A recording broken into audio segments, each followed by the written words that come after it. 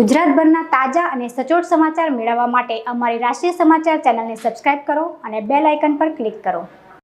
અઠવા પોલીસે ગઈ તારીખ 1/6/24ના રોજ નાર્કોટિક્સ એક્ટના ભંગના ગુનામાં પાંડેસરાના 2 યુવાનોની ધરપકડ કરીને તારીખ 2/6/24ના રોજ કોર્ટમાં રજૂ કરીને તારીખ 10મી જૂન સુધીના એટલે કે આજ સુધીના 10 દિવસના રિમાન્ડ મેળવ્યા હતા।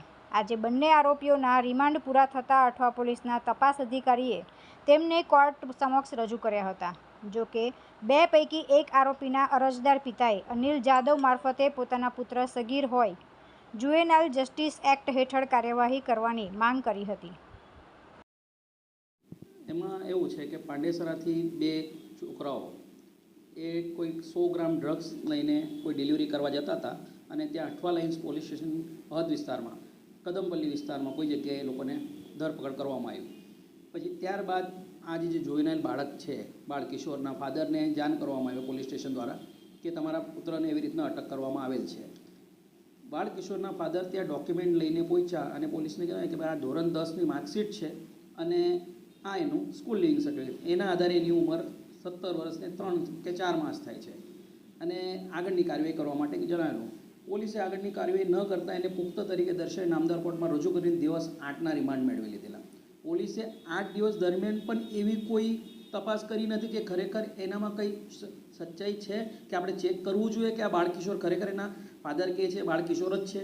સ્કૂલ પણ પાંડેસરાની જ છે, ધોરણ 10ની માર્કશીટ એટલે બોર્ડની એક્ઝામનું માર્કશીટ હતું એટલે ચેક કરવામાં સરળતા રહે, તે પણ ઇન્વેસ્ટિગેશન ઓફિસરે એમની કામગીરીમાં બહુ ગંભીર ભૂલ કરી, જે નામદાર કોર્ટમાં પછી બાળકિશોરના પિતા દ્વારા અરજી કરવામાં આવી।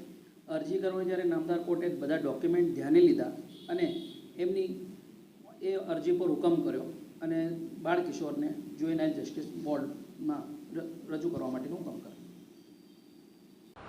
પોલીસની એફઆઈઆરમાં અરજદાર વાલીના પુત્રને 19 વર્ષનો તથા કોર્ટ સમક્ષ પ્રોડક્શન રિપોર્ટની યાદીમાં 18 વર્ષ એને 3 માસનો દર્શાવવામાં આવ્યો હતો, જે કે વાલીએ તેના શાળાના બર્થ સર્ટિફિકેટ મુજબ તેના પુત્રની વય 17 વર્ષ 4 માસ અને 27 દિવસનો સગીર છે, જેથી તેની સામે પુખ્ત વયના આરોપી તરીકે નહીં પરંતુ જુવેનાઇલ જસ્ટિસ એક્ટ મુજબ કાર્યવાહી હાથ ધરવા માંગ કરી છે, જેથી કોર્ટે રેકોર્ડ પરના પુરાવા તથા અરજદાર વાલી તરફેની રજૂઆતોને ધ્યાને લઈ પ્રથમ દર્શનીય રીતે તેના પુત્ર સગીર હોય જુવેનાઇલ જસ્ટિસ બોર્ડ સમક્ષ રજૂ કરવા નિર્દેશ આપ્યો છે।